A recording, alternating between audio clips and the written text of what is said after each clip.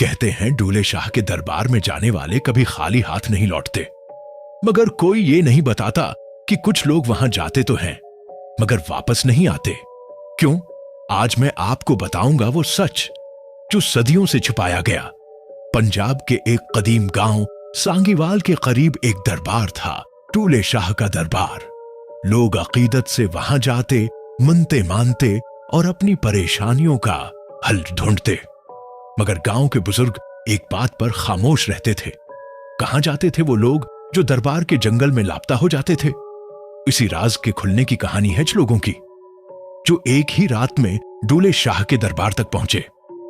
अब्दुल हकीम गांव का नंबरदार, फरीहा, इस्ताद, जाफर, गुस्से वाला ताजिर, इक्सी कॉलेज की तालिबा, बिस्मा इक्सी की दोस्त और रूहुल्लाह दरबार का खादिम, ये 6 लोग एक ही रात दरबार पहुंचे, हर एक अपनी मुश्किल के साथ।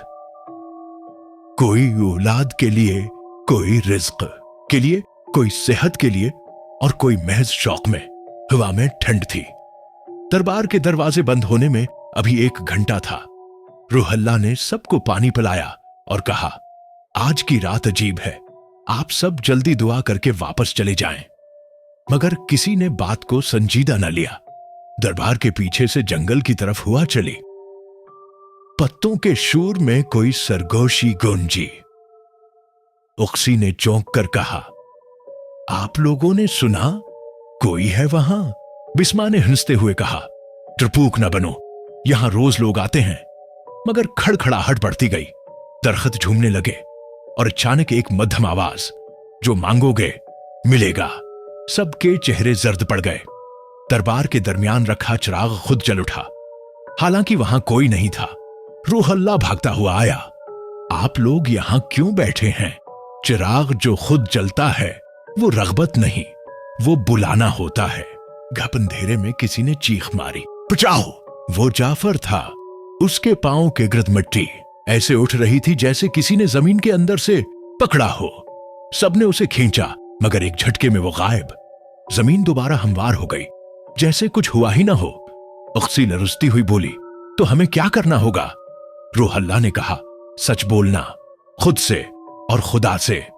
यकायक दरबार की फजा बदल गई। सबके सामने उनकी सबसे बड़ी कमजोरियां जाहिर हुई। फरीहा के सामने उसकी बेटी की रोती तस्वीर, नंबरदार के सामने उसके जुल्म। हर किसी को अपनी आजमाइश खुद पास करना थी। जो सच बोलता वो रोशनी के दायरे में खड़ा हो जाता, और जो झूठ बोलता वो धुएं में तहलील हो जाता। सुबह की अजान हुई, धुएं के बादल छट गए। जो लोग बच्चे थे वो दरबार के सहन में इकट्ठे खड़े थे। सिर्फ 4। वो सब एक दूसरे को देख रहे थे, कांप रहे थे मगर जिंदा थे। रूहुल्लाह ने कहा, आप सब बच गए हैं क्योंकि आपके दिलों में सच बाकी था। नंबरदार के अल्फाज आज तक दरबार की दीवारों पर गूंजते हैं। डूले शाह किसी को नहीं खाता, वो सिर्फ इंसान को उसका असल दिखा देता है। जो अपने आप से झूठ बोले वो मिट जाता है, और जो सच का सामना करे वो बच जाता है।